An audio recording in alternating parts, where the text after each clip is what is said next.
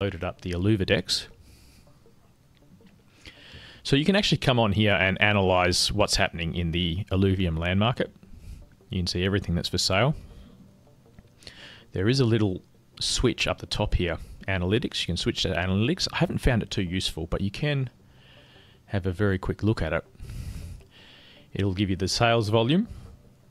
I think that's for the last 7 days, and you can change that, 30 or 90 days. So the sales volume, 13.46 ETH has been spent on land in the last 7 days. Average price is 0.35 ETH. Price change, highest amount sold, 3.79. So I would suspect that's a tier 4 land at that price, and that's probably a bargain for a tier 4 land. Lowest sold, 0.14. So that's your T1 land. Unfortunately, when you click on the filters, you can't filter the analytics page by the different tiers of land, which seems a bit silly. So they've lumped all the different tiers of land into the one analytics slot, which isn't very useful at all. So you can't break them down by land tiers and work out what's actually a good deal and what isn't. So cool to look at, but doesn't actually help you very much. So we'll go back to the normal Illuvium Land. First thing I like to do is search the different tiers that I'm interested in, and at the moment my main focus is tier 2.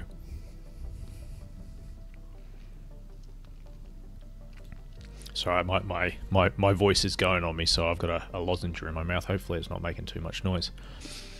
So if we look in here, we can see all the tier 2 land prices, and over the last couple of weeks, or even the last couple of months, it's ranged between 0.3 and 0.45 ETH for the floor of tier 2 land.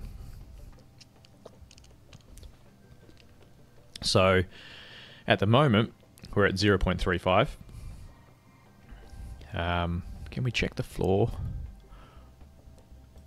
So if you click on this floor button, you can see what land has been selling for at the bottom.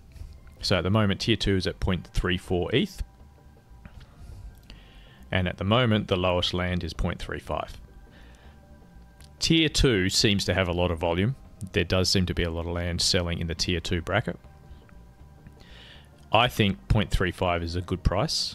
Anything under 0.4 I think would be a good price, but if you're patient and careful, you might find it at 0.3. You can check, if we take off this filter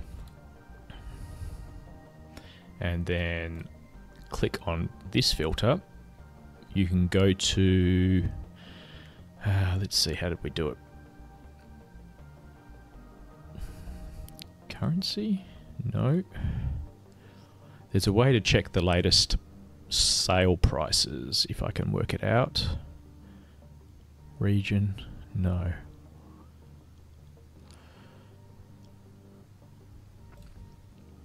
Let's just see. It's not buy now. Landmark, region, floor. Oh, here we go. So if you click this filter here, you can see sort by lowest tier, most recent sale. Click on most recent sale. So you can see all the lands and when they last sold. And you see this one went for 0.29 ETH. That's a really good price. And that's a tier 2. So you can then put your tier 2 filter on, and it'll only show you tier 2s down here. And there's some people getting some steals here. Like, none of them are listing this price. I don't know whether these were bids that have been put in or whether someone actually listed them. But if they're getting listed at that price, they're getting snapped up straight away. So there's a lot of volume moving on tier 2s. And the further back you go, you can see the prices fluctuated, 0.4, 0.3, 0.38, 0.4, 0.37, 0.4. So if you're getting anything under 0.4, I think that's a pretty good deal for tier 2. Of course, you've got to have a little bit of faith at the moment. Land is a gamble in Illuvium. Why is it a gamble? Because no one actually knows how the revenue is going to be distributed for land, and no one knows how fuel is going to be generated, or what levels of fuel will be generated, what levels you can sell, what levels you can use for yourself.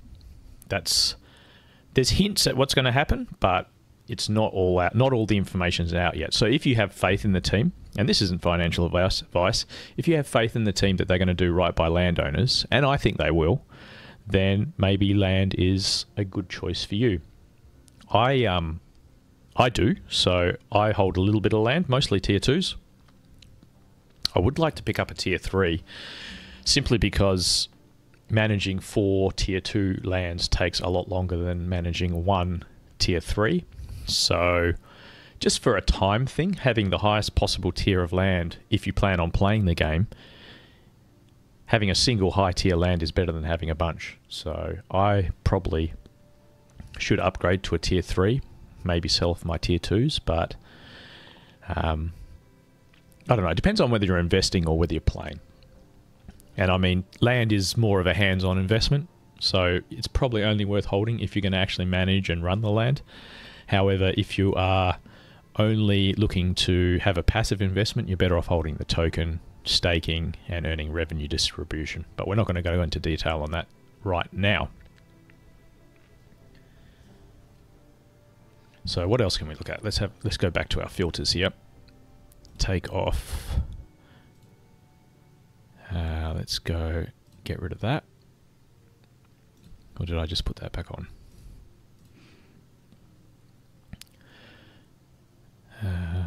Newly listed.